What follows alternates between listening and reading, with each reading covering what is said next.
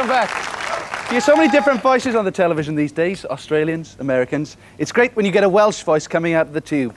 One such voice is Sian Lloyd, and the great thing is she manages to smile whatever the weather. Will you please welcome Sian Lloyd?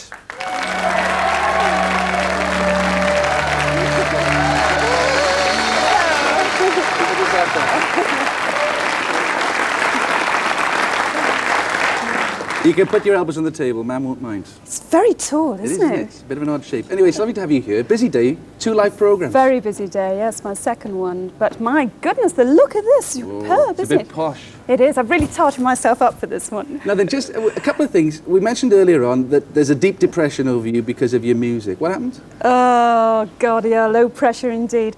I had all my music collection, every single CD I owned, nicked.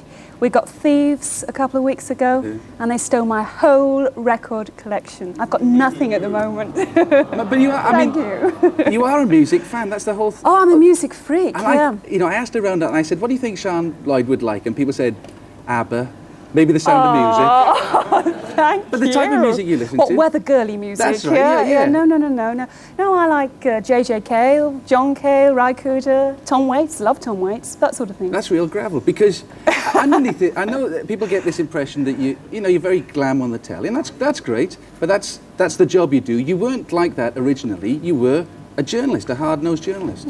In real life, there's a brain ticking away underneath there somewhere. Yeah. So were you interested in the weather at all? Yeah, in so much as I'm interested in music, and let's face it, music is full of weather references. Yeah. I mean, don't let the sun go down on me, you are the sunshine in my life, that kind of thing. Yeah. White so Christmas. It was there, but not at the forefront of your mind of going into as a career. I was always interested in weather, I think, because I'm interested in clothes.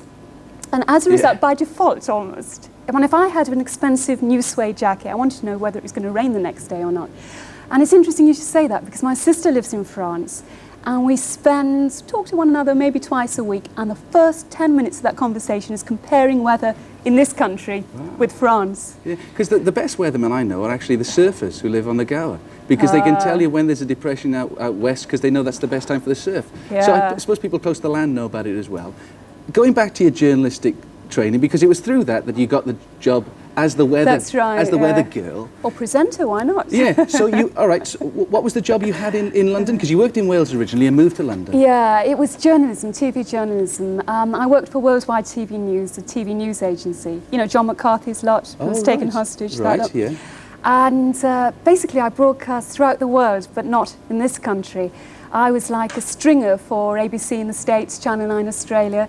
So I'd go out and about, I'd go to Regent's Park, do a story on London Zoo, possibly closing down, but for other countries, not for our own. Well, I mean, that's a great training, isn't it? I mean, and I suppose, how did the weather girl thing come about? Sorry, I keep on saying weather girl, and it's not meant as an insult, but that's what people call you now. Yeah. How did that come about then? It's not natural progression. It isn't. But at the time, I got to work on a half-hour programme on dramatic weather, gales and hurricanes and water spouts for the Met Office. They came to us. Right. And Mal, the age-old thing of being in the right place at the right time, they just happened to be screen testing for the national weather. Right. And they dragged me screaming and kicking to a studio, much like this, to do a screen test.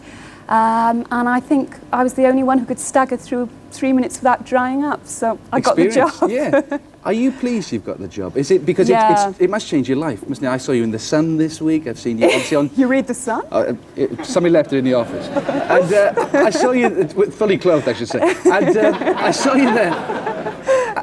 I mean, people walk down the street and they must point and, know that it's Sian, isn't it? Do you like that, or is that something you just get used to? No, I don't particularly like that at all. The worst thing is when you go shopping to Marks and Sparks and everyone looks in your trolley to see what you've bought.